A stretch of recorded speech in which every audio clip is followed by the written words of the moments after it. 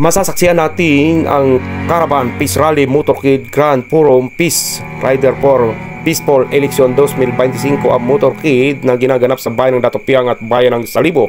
Kabilang na rin ang grupo ng 6th Infantry Battalion sa pamumuno ni Lieutenant Colonel Al Victor sa ilalim ng pangasiwa ni Commanding General Brigadier General Edgar Cato ng 6th Force. Kabilang na rin ang Comelec in charge na si Sir Geoffrey Lala at atin na Chief of Police ng bayan ng Datopiang na si Andre Angelis, at kabilang na rin si Police Captain Jose Abdul Raja retired bilang Special Forces ng National Police at Not NGOs at SK Federation ng bayan ng Datopiang sa hangarin na matiwasay ang nalalapit na eleksyon sa Mayo 12, 2025, at inyong makikita at umikot ang grupo sa naturang bayan at upang ipakita sa taong bayan na mapayapa at naganda ang grupo sa anumang sakuna. Ayon pa sa kay Comelec, narito ang kanyang mga panuntunan at sa amin pag-interview. Sa lahat na lumalabag sa Comelec ay mayroong karampatang parusa, at yan ang atin tutungayan, at samahan nyo ako upang inyong mapakinggan ang kanyang tinig dito sa naturang bayan ng Datopiang, lalawigan ng Maguindanao, so bilang Comelec in charge sa naturang bayan.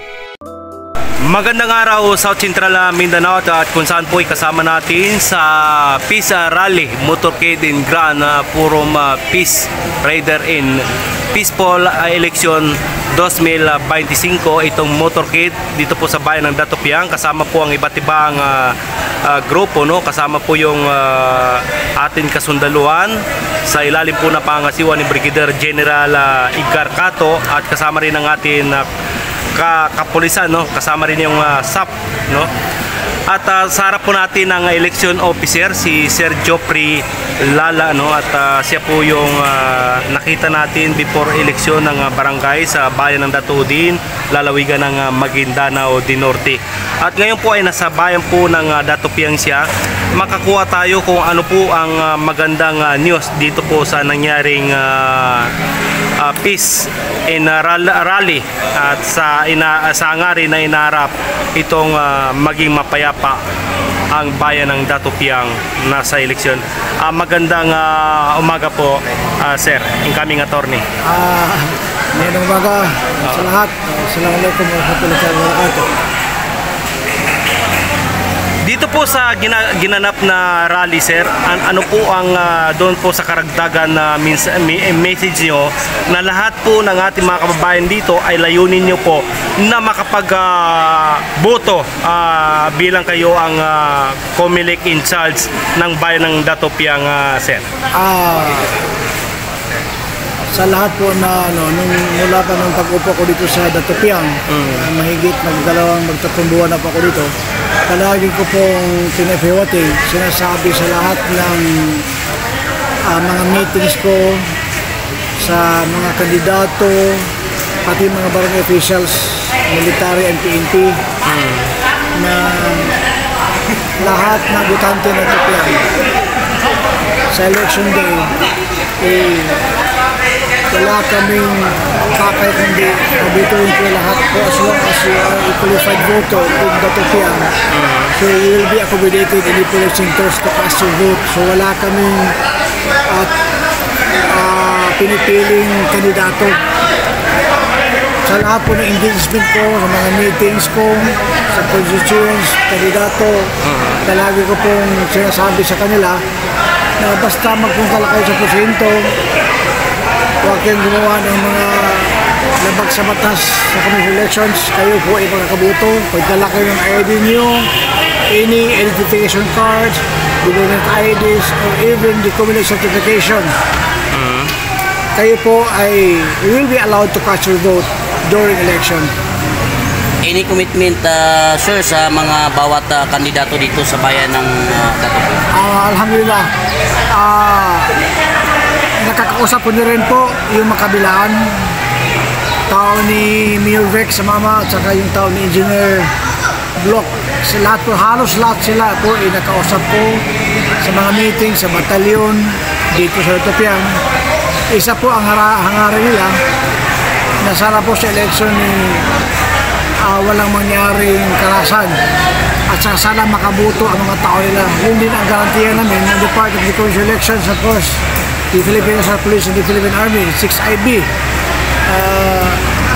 Kami po ay mag-a-assist sa kanila. Kami po ay magbabantay sa kanila na pagkatapos nila bumoto, wala pong haluan ng ibang ano dyan. Pagkatapos yung bumoto, uwi. Kasi minsan yung mga supporters ang tulad ng sinabi natin head ng Bureau of Fire Protection na minsan yung mga supporters ang nagpapagulo minsan sa ano. Kaya sinasabi ko, I have been instructing them from the time na pag-upo ko dito na sundin po natin ang mga patuntunan ng mga rules and policies of the Commission Elections. So ano yung masasabi ho ninyo? Ano yung kasi nandito yung nag-unity yung mga bawat kagaya ng kapulisan, PNP, iba-ibang sektor, kagaya ng SK nandito nag-unity. So ano yung pakiramdam? Ano yung masasabi ho ninyo? Natutuwa po kami sa COMELEC, Army at PNP kasi nakilahot na rin ang iba, pati mga NGOs itong peace unity. Actually galing po ako ng Sarif Agua, inibita kami ni Colonel Paloma, yung Provincial Director ng Magsor, na magkaraban kami. Tapos after that caravan, dito ako nag-divert sa Ethiopia kasi alam ko din na may caravan dito. At saka ito, nagpapatunay ito na nakikiisa tayo sa patutunan ng Commission Elections. Na sa election, on election day, sa po may freedom tayo. Tulad na sinabi natin SK Federated, na yung tao huwag natin pakialaman kung sinong iboto niya. So kami din sa Commission Elections, Army at saka PNP and even other stakeholders na hindi po namin papakialaman kung sinong iboto ng mga tao. Kung sino yung iboto ng mga tao, yun po talaga ang ikagarantiya ko. Yan po talaga ang ipoproclaim namin from councilors, vice mayor, all the way to mayor. Kailan po ang ceiling ng mga BCM o itong automatic counting machine ngayong May? Inintay po natin yung ibang lugar dito sa Maguindanao del Sur, dumating na po yung mga isin na sa atin po. Yung final testing and sealing natin naka-schedule po sa May 7. So anytime today o pinakamatagal May 7, dating po yun, inaabangan namin yun. Inaabangan namin yun at saka sasama namin sila sa FTS yung final testing sealing. Doon po natin itetest yung mga makina kung gumagana po hindi. Siguro may mga bawat machine may mga maximum of 10 o 15 na sample ballots na i-feed natin. Mag-vote tayo parang dry run kung gagana ba yun o hindi. Tapos doon po maiwan yan kasama po ang mga teachers natin na naka-assign sa mga different polling centers. So pagkatapos si FTS, final testing sealing, doon na po sila yung mga makina natin sa mga polling centers hanggang election. Bubuksan naman yun sa election day. Kasama pa rin yung mga tropa natin, military, army at saka PNP.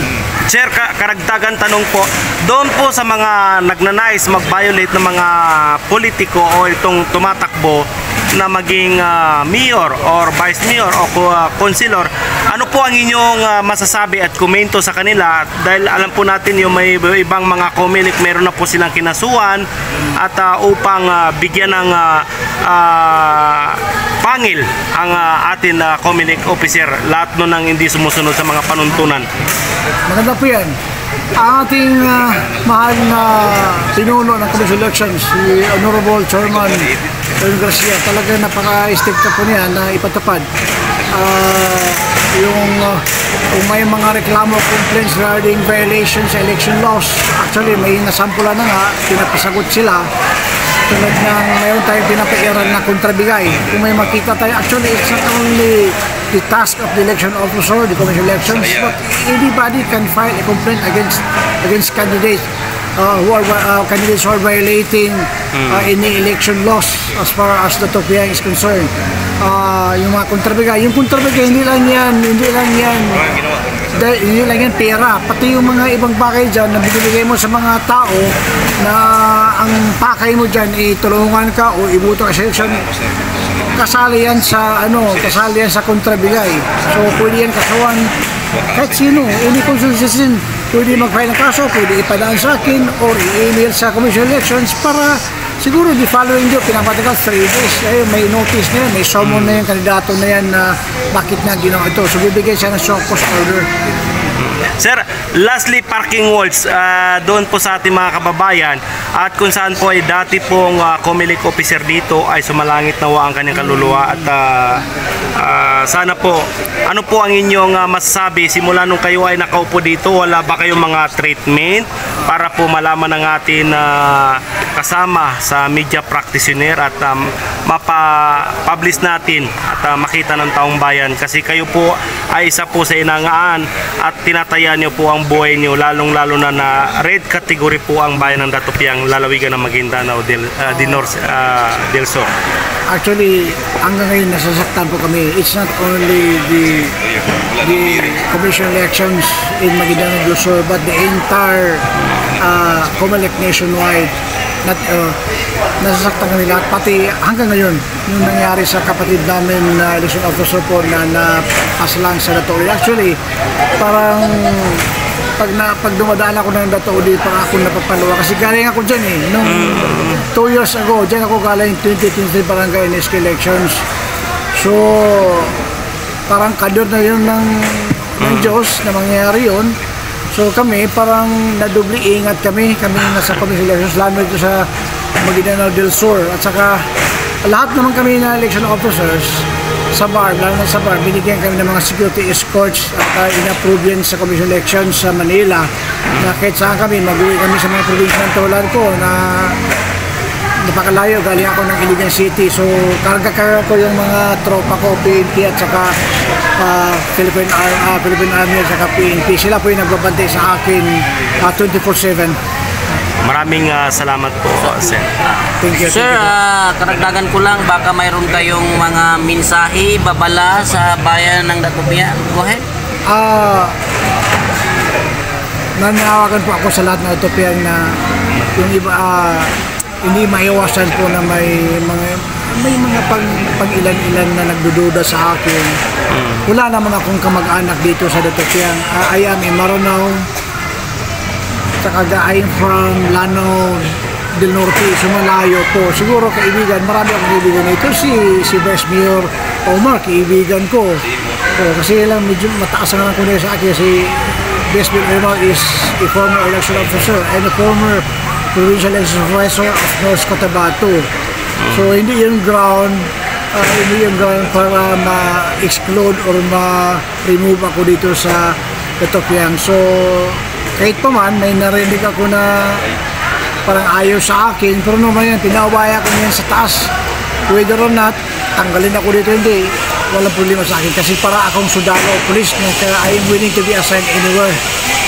At saka, ginagawantiyan ko po sa elections on election day, May 12, maganda po tayo, yung lahat ng botante, dito, inikayat ko kayo na magboto kayo. Kung sinong iboto niyo sa puso niyo, huwag niyong tingnan yung pera, huwag niyong tingnan yung bagay. Kung sino sa isipin na makakabuti sa lungsod na ito, yun ang iboto niyo. Maraming salamat po.